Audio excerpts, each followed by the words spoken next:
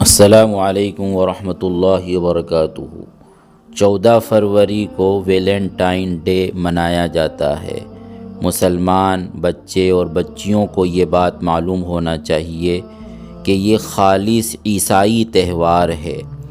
چنانچہ ایک روایت کے مطابق ویلنٹائن ایک پادری تھا جس کو اپنی کلیسا میں رہنے والی ایک لڑکی سے محبت ہو گئی تھی، لیکن ان کے مذہب کے مطابق وہ شادی نہیں کر سکتا تھا، تو اس نے ایک خواب گھڑا اور اس خواب کے نتیجے میں اس نے اس سے ناجائز تعلقات قائم کیے۔ تو اسی کی یاد میں یہ عیسائی یہ تہوار مناتے ہیں، اور اسی کے مطابق وہ ایسے لڑکے اور لڑکیوں سے ناجائز تعلقات کا آغاز کرتے ہیں جن سے باقاعدہ نکاح اور شادی نہیں ہوئی ہوتی ہے۔ تو اس اعتبار سے یہ ایک بے حیائی والا تہوار ہے اور ناجائز محبت کے آغاز والا تہوار ہے۔ اسلام جو عفت کا، پاک دامنی کا اور حیا کا پیغام لے کر آیا ہے اور معاشرے کو پاکیزہ بنانے کی دعوت دیتا ہے، اس کا اسلام میں اس کی کوئی گنجائش نہیں ہو سکتی۔ بلکہ انسائکلوپیڈیا آف برٹانیکا کے مطابق یہ ایک رومی دیوتا تھا لوپر قولیا کے نام سے، اور اس کے نام پر یہ تہوار منایا جاتا ہے۔ اس اعتبار سے یہ شرکیہ تہوار بھی ہے، جس میں بت پرستی اور مورتی پوجا کا بھی ایک قسم کا تعلق ہے۔ تو اس لیے مسلمانوں کو اس سے دور رہنا چاہیے، اور اس کے یہ معنی نہیں ہے کہ اسلام محبت کرنے سے اور تعلقات قائم کرنے سے منع کرتا ہے، نہیں، بلکہ انسان کے جذبات میں اگر محبت کا جذبہ موجود ہے تو اسلام محبت کرنے کا محل بتلاتا ہے اور محبت کرنے کا طریقہ سکھلاتا ہے۔ تو اس جگہ پر اور اس محل میں اور اس طریقے پر انسان محبت کرے تو اس میں کوئی حرج نہیں ہے۔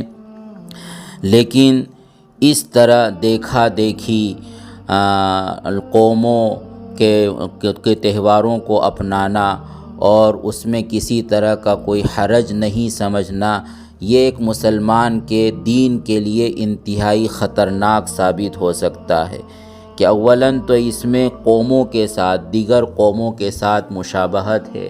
نبی کریم صلی اللہ علیہ وسلم نے فرمایا، من تشبہ بقوم فہو منہم، کہ جو دوسروں کے ساتھ مشابہت اختیار کرے گا تو وہ انہی میں شمار ہونے لگے گا۔ تو اس لیے ہمیں اچھے لوگوں کے ساتھ مشابہت اختیار کرنا چاہیے۔ مسلمانوں میں بھی بہت سے ایسے آئیڈیل اور نمونے کے لوگ موجود ہیں کہ جن کی ہم اتباع کریں، جن کی مشابہت اختیار کریں۔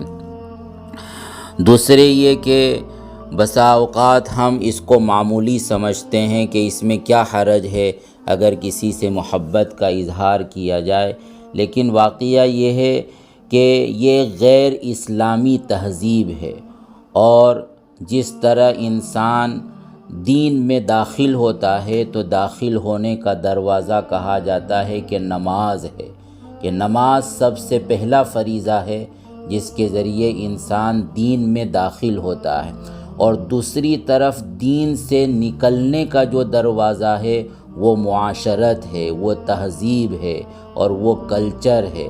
جب انسان اسلامی کلچر کو چھوڑ کر، اسلامی تہذیب کو چھوڑ کر غیروں کی تہذیب اور غیروں کے کلچر کو اختیار کرتا ہے اور وہاں وہ دین کا پاس اور لحاظ نہیں کرتا تو وہ بہت جلد اسلام اور دین سے نکل جاتا ہے۔ تو اس لیے ہمیں اس سے اجتناب کرنا چاہیے، اور نبی کریم صلی اللہ علیہ وسلم نے جو ہمیں انتہائی پیاری اور پاکیزہ اور محبت بھری زندگی دی ہے، اس کو اپنا کر ہم اپنی زندگی کو پرسکون بنائیں اور اطمینان اور چین والی بنائیں۔ واقعہ یہ ہے کہ کہ غیروں کی تہذیب میں ہو سکتا ہے کہ چند گھنٹوں کے لیے، چند دنوں کے لیے سرور ہو، خوشی ہو، مسرت ہو، لیکن واقعہ یہ ہے کہ ان کی زندگیوں میں اگر ہم جھانک کر دیکھیں تو وہاں چین اور سکون کا کوئی نام نظر نہیں آتا۔